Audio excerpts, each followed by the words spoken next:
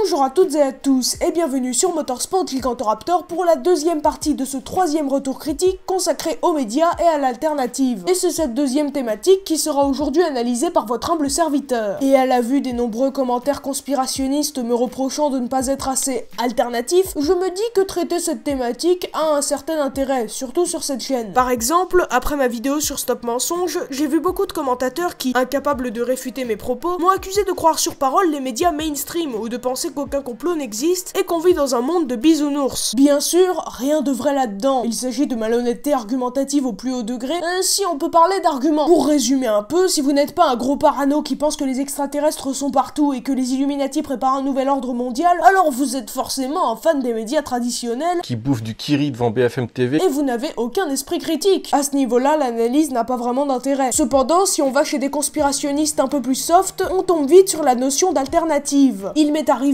qu'on me reproche de n'accepter aucune alternative, ou qu'on reproche cela à d'autres sceptiques. D'ailleurs, c'est souvent vers la communauté scientifique entière que cette attaque est adressée. Voici un petit exemple. Donc toi, Giganto, tu penses quoi de l'homéopathie? Jusqu'à preuve du contraire, je pense que ça ne marche pas. Pourquoi? Car il n'y a aucune étude prouvant l'existence d'une quelconque efficacité. Effet placebo exclu. Oui, mais c'est parce que les médecins refusent des alternatives et préfèrent s'enfermer dans leurs dogmes. Ou peut-être parce qu'ils ne veulent pas donner des billes de sucre pour soigner les maladies graves de leurs patients. Ensuite, merci de prouver l'affirmation que tu as énoncée précédemment concernant les médecins. Tu es très dogmatique, je trouve.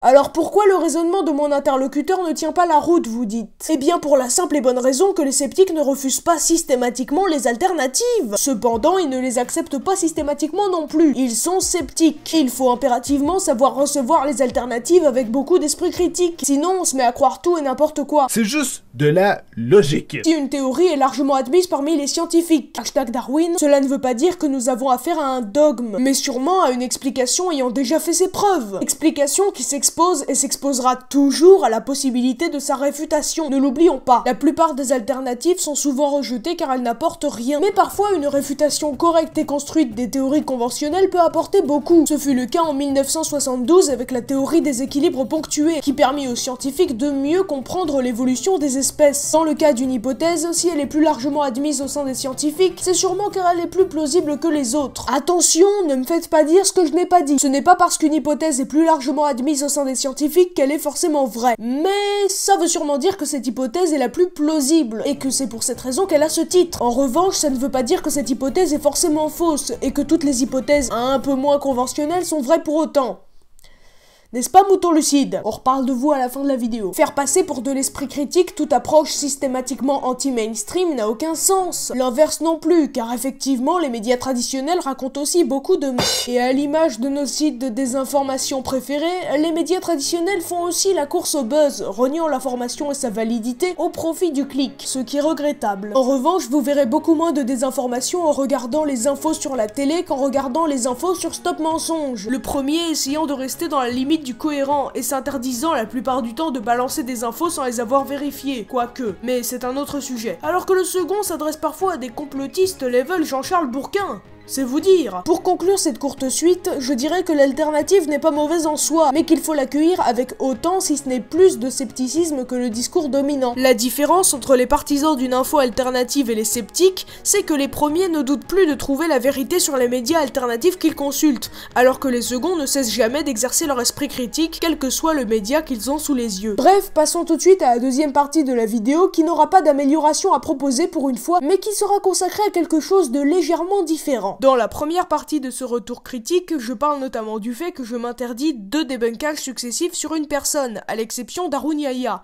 Je dis cependant que j'ai beaucoup de matière, notamment avec 4 exemples. Mouton lucide, Soufiane Islam, Grimaud et Stop Mensonge. Suite à cette intervention, le premier cité s'en est plaint sur Twitter, et visiblement il faut que je remette en place certaines choses. C'est bien connu, l'info alternative, c'est forcément de la désinformation facile. Merci pour la promo, ça devient une habitude. Je n'ai jamais dit ça. J'encourage m'encourage à être sceptique envers tous les médias, et spécialement envers Internet, car les désinformateurs sur le net se donnent beaucoup moins de limites que les désinformateurs à la télé. Tout le monde peut dire ce qu'il pense et donner son avis sur bien des choses, et c'est franchement un des aspects les plus séduisants de cette belle plateforme. Le désavantage, c'est que ça permet aux désinformateurs de manipuler des milliers de gens sans difficulté. Le contrepoids à cela, c'est que d'autres peuvent donc les réfuter publiquement sans être censurés. Donc non, l'info alternative, ce n'est pas forcément de la désinformation facile, mais c'est plus risqué. Puis quant à cette histoire de promotion, j'ai déjà fait une vidéo là-dessus, pour vous expliquer à quel point vous aviez tort. D'abord, suite à ma vidéo, certains m'ont demandé en quoi vous faisiez de la désinformation. Je les ai envoyés vers mon débunkage, et c'est généralement là où vous perdez un abonné. Ensuite, quelques chiffres. J'ai fait 9 débunkages sur Haroun Yahya, et j'ai même créé une série à son nom. Si on considère l'usage des termes l'Atlas de la création comme un clin d'œil, j'ai fait environ 20 mentions à Haroun Yahya sur cette chaîne, voire plus. Cette vidéo exclue. Quant à vous, Mouton Lucide, j'ai juste fait un débunkage et un retour critique, avec 2 clins d'œil dans 2 vidéos n'ayant pas de lien avec vous directement. En comptant ce vidéogramme, ça fait 5. Je doute qu'on puisse parler d'acharnement ou même de promotion à ce niveau-là. Surtout qu'avant la première partie de cette vidéo, le clin d'œil a été effectué quelques mois plus tôt. Donc non, ce n'est pas récurrent. Surtout que j'en ai marre d'entendre vos jérémiades. Alors si vous n'êtes pas d'accord avec moi, je vous suggère d'apporter une réponse construite à mes arguments et de cesser de vous plaindre chaque fois que votre nom est prononcé sur ma chaîne. Et ce n'est pas en vous moquant ouvertement de moi sur Twitter que vous allez faire avancer les choses. D'ailleurs, Mouton Lucide, il faut que vous sachiez que j'ai adoré votre vidéo sur vos détracteurs sceptiques. Surtout le passage à mon sujet. Bien sûr, cher Mouton Lucide, vous me connaissez et vous savez que je ne vais pas laisser un délit impuni.